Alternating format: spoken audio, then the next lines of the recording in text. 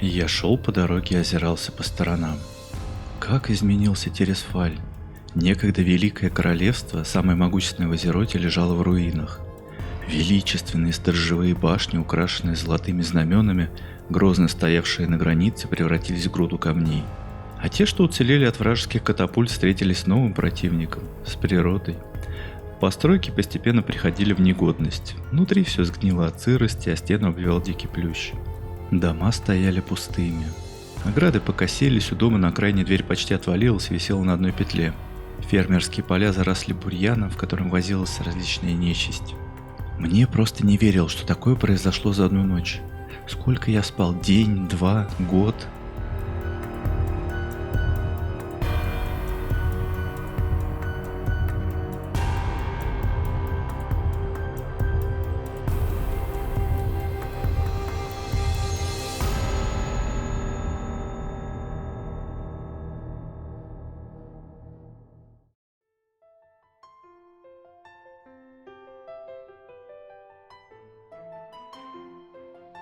Я вспоминал, каким был Тересфаль. Цвели яблоневые сады. Запах разносился так далеко, что на подъезде к границам уже можно было почувствовать аромат цветов. Вот дом мельника. Стены разукрашены диковинными зверями. Да, у хозяина трое детей, они разрисовали стены различными сказочными узорами, хорошо заметными с дороги. По дороге то и дело сновали повозки торговцев. Лордерон был крупнейшим торговым центром в этой части света, и огромное богатство края привлекало купцов всех мастей. Некоторые, не доезжая до столицы, останавливались и прямо на дороге раскладывали свой товар. Но чем запомнился мне Тересфаль больше всего? Это невероятно красивым лесом. Большие зеленые деревья скрывали в своих тенях притомившихся путников.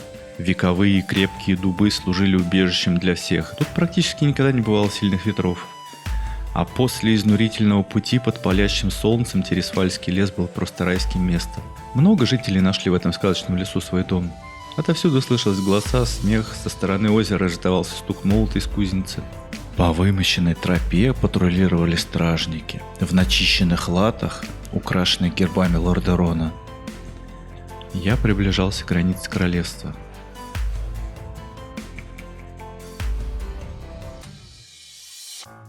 «Эй, парень, стой! Да стой ты, не бойся! Я тебя раньше здесь не видел, ты откуда?»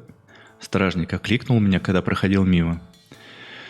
«Я прибыл с южного берега, сударь. Хочу поступить в военную академию королевства». Призывник. И чего тебе не сиделось дома? Ты хочешь стать солдатом? Не слишком ли ты хилый для военной службы?» «Давай, посмотрим, кто из нас не годится для военной службы».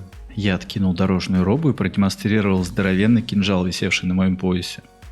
«Ого, какой ты грозный!» Стражник усмехнулся. «Остынь!» На минуту на его довольном лице повисла тень тоски. «Совсем дела плохи у короля. Скоро будут призывать детей и стариков. Вот ты чем занимался на южных берегах?» «Помогал отцу на ферме. Вы не подумайте, я не понаслышке знаком с военной наукой. У меня было достаточно времени для тренировки. Я слышал, лорд Фаулерик набирает рекрута в Королевскую гвардию». «Ну, брат, для гвардейца короля ты еще слишком молод. На ком ты, интересно, тренировался? На стогах сена? Ты даже не представляешь, какой враг нас ожидает на границе. Молодые юноши, ослепленные воинской славой, как мотыльки, летят в королевские легионы, а вместо славы получают...» Солдат на минуту умолк. «У тебя есть имя?» «Дарий. Сын Рея». «Ну что же, Дарий, сын Рея, надеюсь, меч ты научишься держать так же хорошо, как спахивать поля на ферме. Меня зовут Реган. Найдешь меня в гарнизоне? Постараюсь помочь, если будет трудно». Стражник зашагал дальше по дороге. «Какое необычное имя. Не забуду, конечно. Возможно, когда-нибудь увидимся». Я стоял и смотрел, как Реган удаляется. Его мощная фигура заметно выделялась на фоне остальных солдат. Лучи солнца пробивались сквозь пышные кроны деревьев и переливались серебром на сверкающих доспехах. Когда-то я стану таким же. Я еще долго стоял, смотрел ему вслед. Потом взглянул на небо, вздохнул. Теплый легкий ветер слегка обдувал мое обожженное солнцем лицо. «Какой же сегодня замечательный день», — сказал я и зашагал дальше.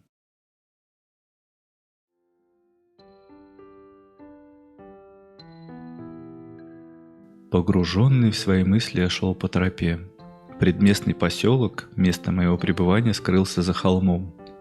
Когда-то тут было монашеское угодье. Фермеры выращивали виноград, повозки местных виноделов стучали колесами по вымощенной дороге. Со временем сады запустили, ухаживать за посадками стало некому, монахи перестали возить бочки с вином. Вместо этого дороги заполнили повозки с больными. К часовне съезжались отчаявшиеся жители поместья в надежде на исцеление. Почти все они остались тут. По бокам дороги везде торчали кресты и надгробные камни. После того, как разразилась эпидемия чумы, кладбище сильно разрослось. Мертвых хоронили каждый день. Не проходило и дня, чтобы кто-то не умирал. Колокольный звон все чаще раздавался в округе. Скорбь заменила смех и веселые песни фермеров. Смерть не щадила никого. Звон разносил над равниной очередное печальное известие. Со временем он стал звучать так часто, что к нему все привыкли. Наверное, и забыли, как называлась ферма раньше. Да и кому теперь есть до этого дело? Похоронный звон – самое подходящее название для этих мест.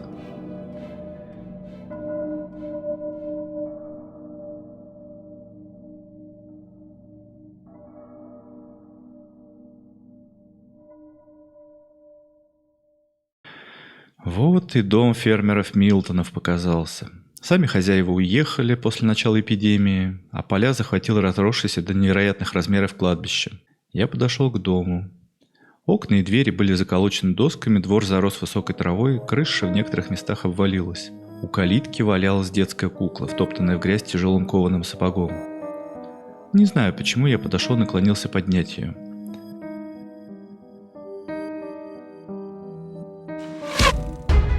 В ту же минуту воздух пронзил стремительный свист, и над головой пролетела стрела, воткнулась в дом. Из леса показались 4 фигуры и не спеша направились в мою сторону. Слышно было, как один отчитывает другого. «Ну ты мазила, ты с 5 ярдов в городские ворота не попадешь».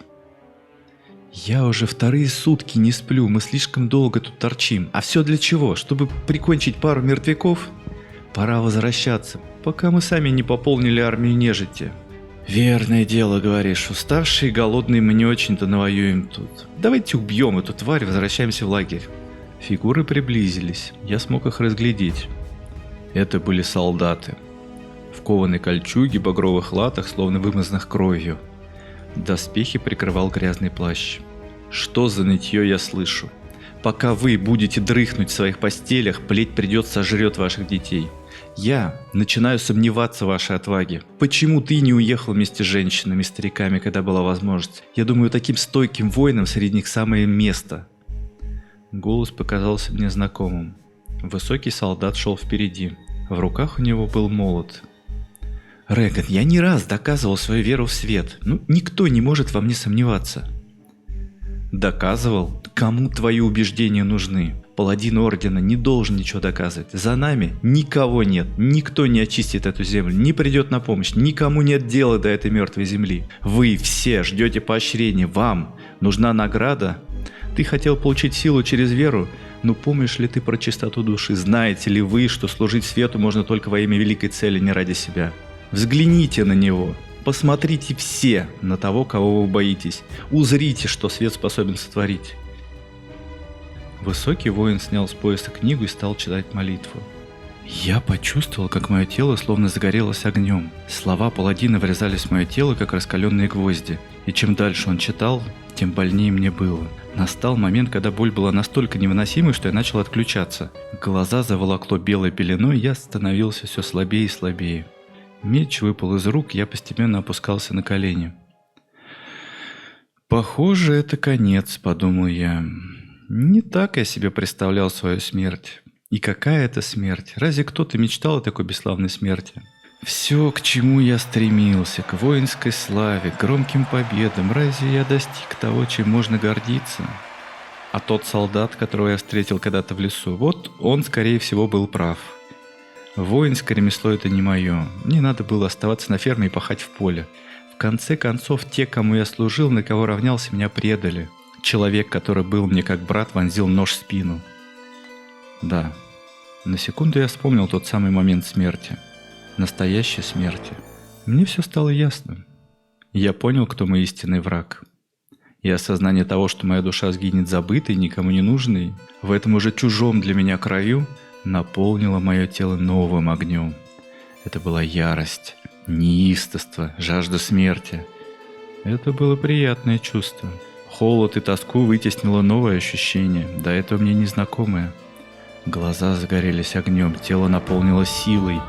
Я поднял меч, встал, посмотрел на удивленного паладина и стремительным рывком возил клинок в грудь высокому воину. Кровь брызнула в лицо. От вкуса крови я ощутил еще больше прилив сил. Я закричал, и крик был такой жуткий и пронизывающий, что остальных солдат охватил ужас. Они побросали оружие и побежали прочь. Я смотрел им прочь и вспомнил слова смотрителя. Мне стало ясно, какой он хотел мне дать совет. Я больше не тот, кем был раньше. То, во что я верил раньше, теперь уже не важно. Теперь я другой, мои враги другие. А кто мои друзья, еще предстоит решить. Смотря на лежавшего в крови солдата, я почувствовал что-то далекое. Реган. Какое необычное имя, редкое. Может, если бы я встретил его в той другой жизни, он стал бы моим другом. Возможно. Но той жизни у меня больше никогда не будет. Есть только это. А в этой жизни мне судьба определила быть врагом ему и таким, как он. Стоит ли сожалеть о прошлой жизни? Или пытаться выжить и стать кем-то в этой реальности? Об этом еще будет время подумать. А сейчас мне просто нужно идти дальше.